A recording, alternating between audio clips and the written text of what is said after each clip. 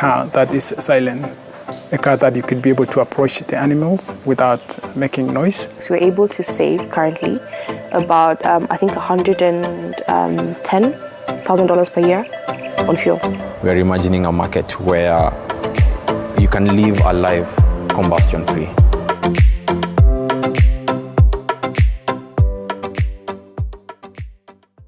On the next episode of The Grind.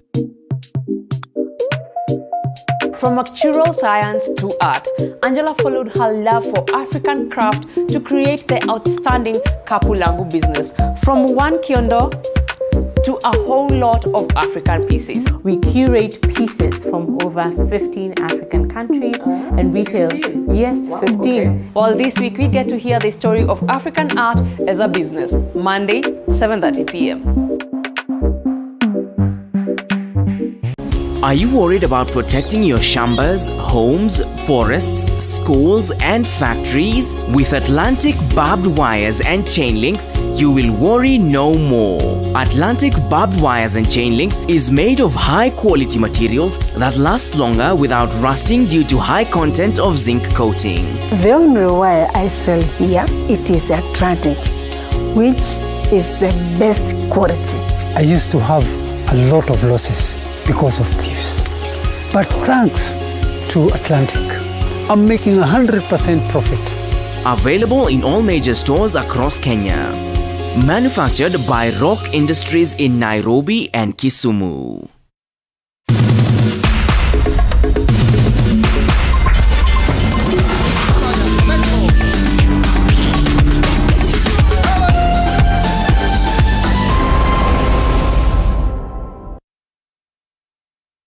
The following program is rated GE. It is suitable for general family viewing.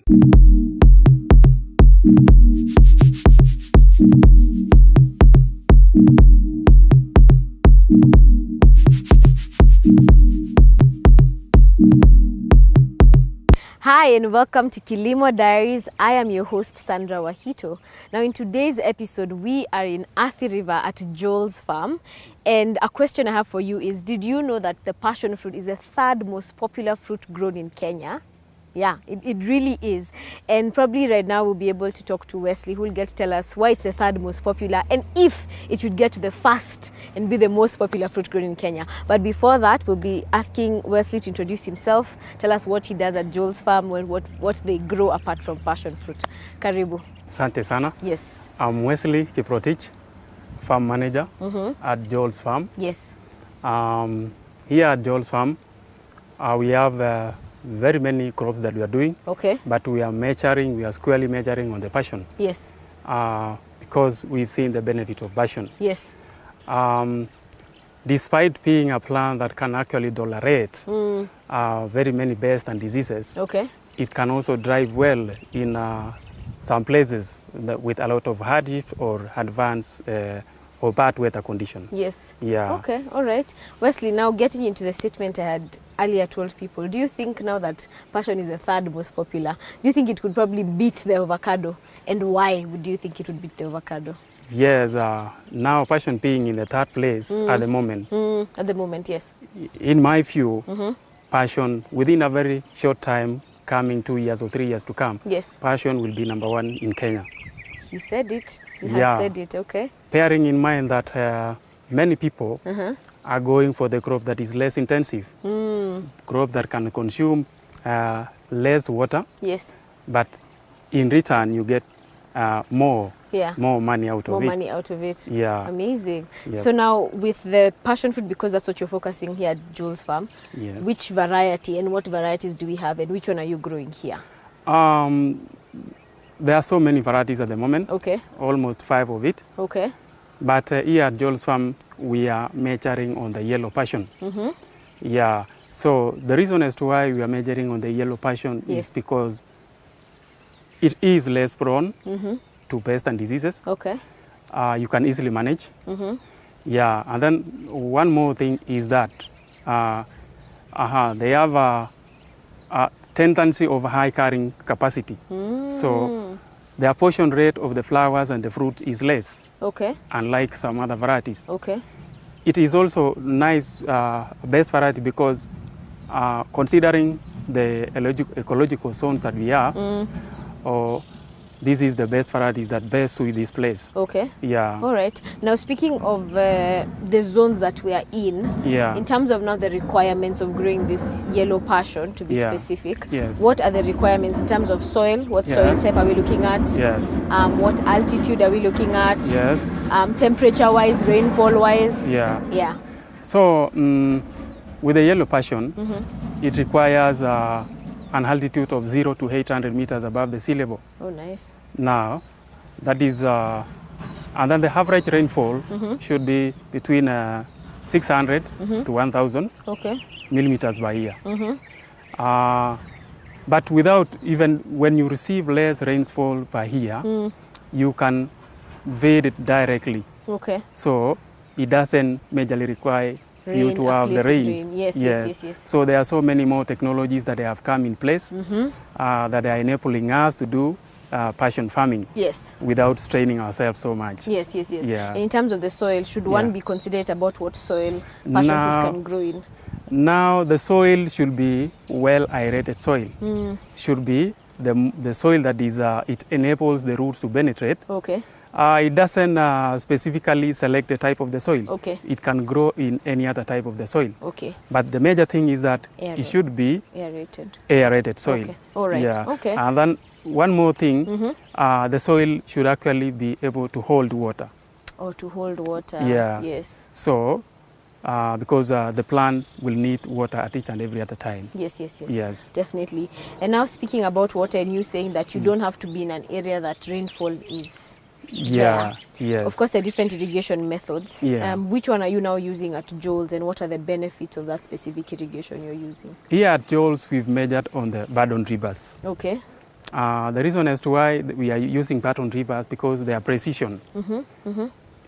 The drippers get water directly to where the plant is. Yes. So any other place that we don't have the plant growing, there's no water going there. Okay. So in that way, you will also minimize the chances of having so many weeds in your farm. Yes. Yeah, and you will also use less water because you have precisioned it directly to the plant roots. Yes, definitely. So it's concentrated there. It's concentrated within the plant roots. Yes. Okay. Yes. All right. With the passion fruit, how many fruits are we looking to get from one passion fruit? Especially because they grow, they're climbers. Exactly. Yes. Yeah. Actually, like you said, passion fruit are climbers. Yes. And within that period of time that you've grown your passion until maybe at the end of period of 4 years, we are looking at a passion that is growing more between 15 to 20 meters long.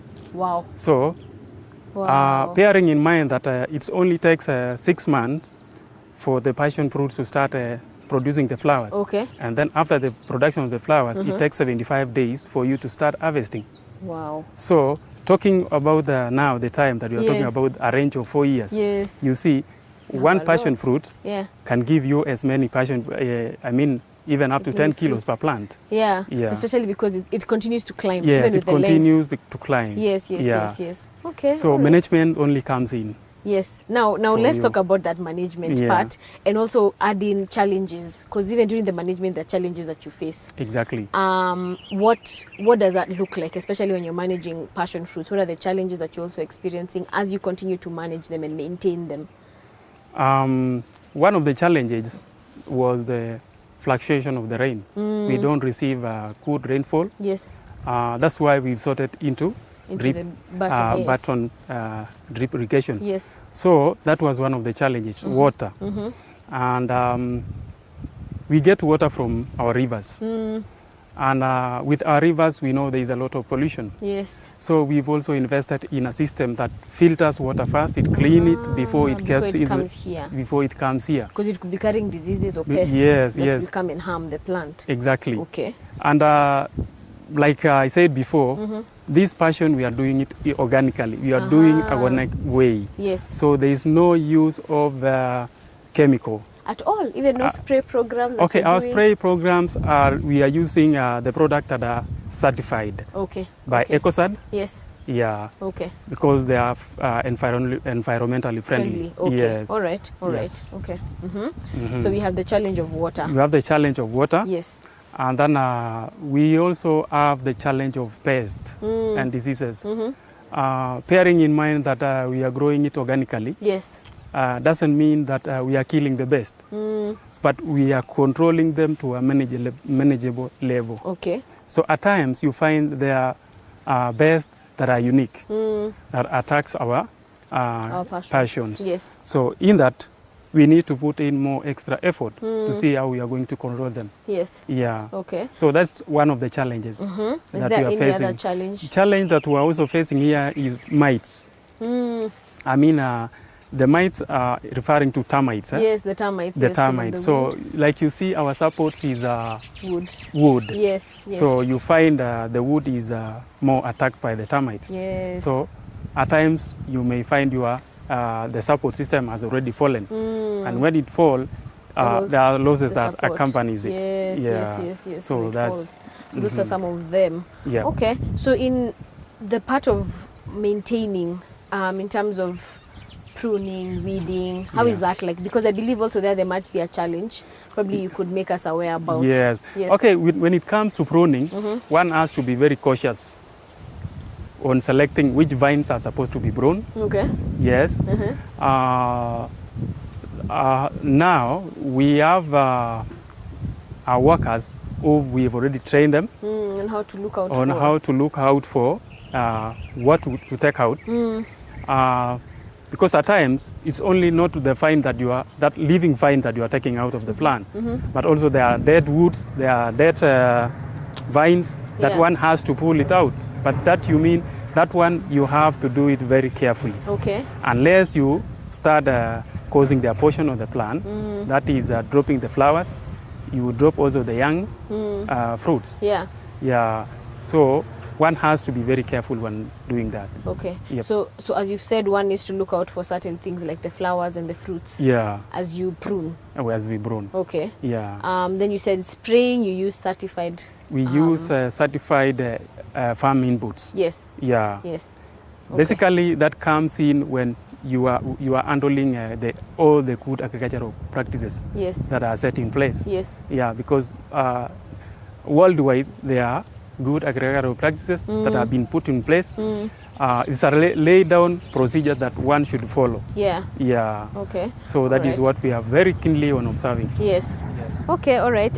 Let's now talk about the revenue, because you said it's a very easy farming enterprise to get into, and farmers need to get into that. Probably tell us the benefits in terms of the revenue, the returns people will get once they start planting the passion fruit itself.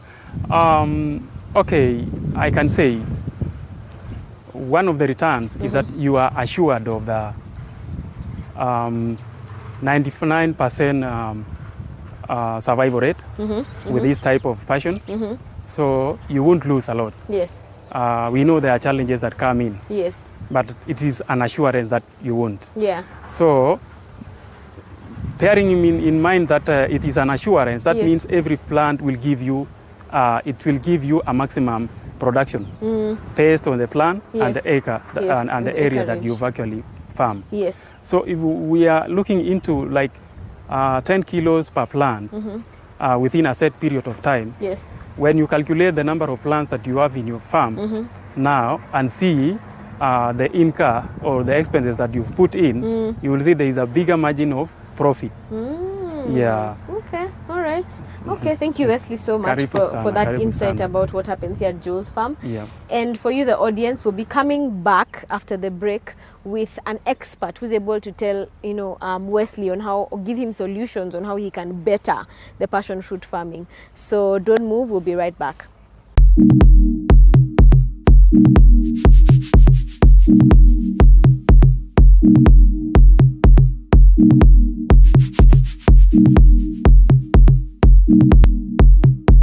Welcome back. For those who are joining us, we are in Athi-River at Joel's farm. And before the break, we're talking to Wesley, and he was telling us about how he grows the yellow passion and the different challenges that he faces. Now, joining me is our expert, a familiar face, but to those who don't know him, he will introduce himself, and he'll be able to give us solutions to some of those challenges that Wesley is facing. So, karibu. Yeah, my name is Cliff. I work with Oxfam as an agronomist. Yeah. Karibu, Cliff. Now, we've definitely had the challenges that Wesley is facing, but also he's talked about the variety he's growing, which is yellow passion. But there are other varieties that he's, stated that there are 5 other varieties. Probably you could take us through those varieties and what makes it different from this yellow passion. Okay, in Kenya at the moment, there are different varieties of passion. Okay. So basically we have the common one, which is the purple passion. We have the banana passion. Oh, wow. To know the banana passion, normally it looks like an egg, though it's actually yellow when ripe. Okay. So it actually has presumed the shape of an egg. An oval shape. Yeah. Okay. Then now we have this grandanilla, this one. Then now we have the sweet grandanilla, which is also commonly known as the sweet yellow passion. Okay. So in Kenya, those are the common varieties at the moment, of which even if you go to the market, ndio utazipata. Okay. Yeah. All right. So there's some of the things that he's talked about, the different challenges. And that has to do with water because of rainfall. Also to do with pests. Yeah. And specifying that initially he had said that this yellow passion is prone to some of the diseases compared to the rest of the varieties. Probably you could mention that for us. Okay, first I'll start with whatever we are holding in our hands. Definitely. As you can realize, we have this big passion, which has a wrinkled skin. Yes. In an agronomical term, actually called shriveling. Shriveling, yeah. Shriveling, yeah. So you find this fruit initially it was ripe, it was fully ripe, or it was mature and ready, mature and ready for consumption. Yes. But it did fall off the vine. Yes. Then this one, it did fall off the vine prematurely. Prematurely, yes. Yeah. So smaller. yeah, when it's still small. Yeah. So you find for this one, when it wrinkles, there's no problem with it because you find that is just an indicator that it was ready for consumption, and even the seeds in it were ready to be planted if somebody needed to plant them. Yes. The thing is that the thing might be the environment in which maybe it was stored or it was left at is what might just lead to its spoilage, the perishability, because these are perishable fruit. Yes. Now, but for this one, you can see it's quite small and it has wrinkled skin. Yes. The reason behind this, you can give it 4 factors that have led to this. Okay. One, you might find the vine has fully set up a lot of fruits on that tree or on that vine, but now the vine itself isn't receiving much water. So you find there are a lot of fruits, but the water uptake is quite minimal. Could you call that abortion? Could it be that the plant is releasing? Yeah, you can call that the scarcity of water has led to the fruit abortion. Okay. So you find that more water. Yeah. So you find other fruits are really consuming a lot in a way that in the event a small fruits are developing, then it leads to this. Yeah. Another reason might be scarcity of boron in the soil. Then you can also say the plant might be attacked by fruit flies. But as you can see on this farm, the plants themselves are in good condition. Okay. So we can't say there's any pests. They've been able to manage it. Yeah. Okay. So those are the reasons as to why you might find a passion plant has these kind of small fruits and they are wrinkled. So it means they need more water. Should it be that people need to increase the number of times that they are watered? And how many times should they even receive water, especially with the button drip? Okay. Yeah, so basing on the irrigation frequency, that actually depends with the location. Okay. So you find people who have their farms in hotter regions or rather semi-arid, then you find that the frequency should be, in a day you irrigate at least twice. Okay. Because you find, let's say if you irrigate in the morning, during the day you find the hotter temperatures, they'll consume the water, the evapotranspiration rate will be high. Yes. So you find in a day you usually recommend at least twice if you're in a hotter region. Then you also have to incorporate mulching. Because that will really help you as a farmer. To keeping the moisture. Yeah, to retain the moisture in the soil and reduce the evapotranspiration rate. Yes. Yeah. Okay, all right then. So now we have our fruit. Yeah. Is this our ideal passion, yellow passion? Yes, this is the ideal yellow passion.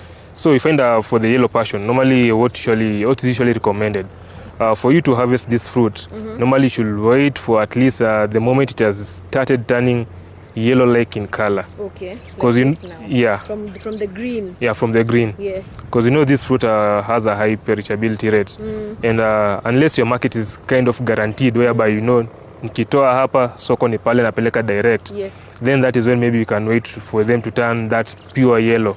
Then you just harvest on yellow, then you take. But again, if you say you wait for them to till the rich yellow, you'll realize once they are mature, they usually kind of start dropping. Yes. And it's usually not good to allow the fruits to drop on the ground, as at times you never know if they might carry some infection with them. So that's why usually recommended you harvest them when you start turning yellow. Yeah. So that if you don't have a place to take directly, where you store them gives you time to source the market. Yes, yes, okay. Any other challenges that are there and so the solutions are needed? Like people need to be aware of, okay, when this happens, do this. Okay, normally you find for the passions, in terms of most of the key challenges usually in terms of the pests. Because you find the key pests, actually you have the leaf miners. The leaf miners, to be able to trace them, when you look at the leaves, you'll realize like something that's done move like a map on it. It's leaving some traces. Yeah, some traces. Yeah. That's a leaf miner. Okay. Then we have the fruit flies themselves, which are common. Then attack now the fruit itself. Yeah. Okay. Then in some areas, you might realize they're also common, the nematodes, which are common in such areas. Yeah. So you find for the nematodes, normally the solution is a farmer, because you know this plant has a lifespan of around 3 to 4 years. So what's usually recommended is after the 4 years, you shouldn't repeat to plant passion on the same farm. Okay. So you do what you call crop rotation. Yes. So once you harvest all your vines and get rid of them, plant something else for a year or a year and a half. Then after that is when now you because the moment you just keep on recycling passion on the same farm, then eradicating the rodents on the farm will be very, very hard. Okay. For the flies, fruit flies, normally we usually recommend, nowadays we find many companies are coming up with bait traps. So you can set traps on the vines in a way that if there's any presence of a fruit fly, they get trapped, then or rather you can also use a biopesticide to eradicate them. But normally you find nowadays, because people like doing things organically, it's surely not that highly recommended to focus much on using of the pesticides. Yes. Then also the same thing, the biopesticides can also be used in leading the leaf miners. Yes. So you find those are actually the 3 key challenges farmers face in terms of managing. Okay. All right. And you spoke about not planting the same after 4 years, 3 to 4 years. Don't plant passion fruit again. Plant a different fruit.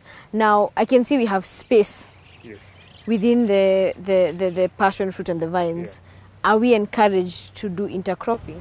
Yes, we are highly encouraged to do intercropping. Okay. Because we find with the intercropping, at least it enables the maximization of the space, and then also you find like the farmer has spoken about him having termites on the farm. Yes, because of the wood. Yeah. Yes. So normally with the actually find the wood might not be the problem, because if you have a treated wood, because normally find we usually have these termicides products. Yes. So whereby you just put them on the wood. Yeah, you apply on the wood. Yes. But another thing we usually recommend is if you have an issue of termites, you can intercrop your farm with herbicides, because you find these herbicides in kind of way they usually have this kind of sense that they usually Okay. So you find, let's Some say, of them can be like what herbicides? you can talk of garlic, cloves, and also there are some varieties of onions. These ones which usually have this pungent smell, which is kind of not friendly to our pests.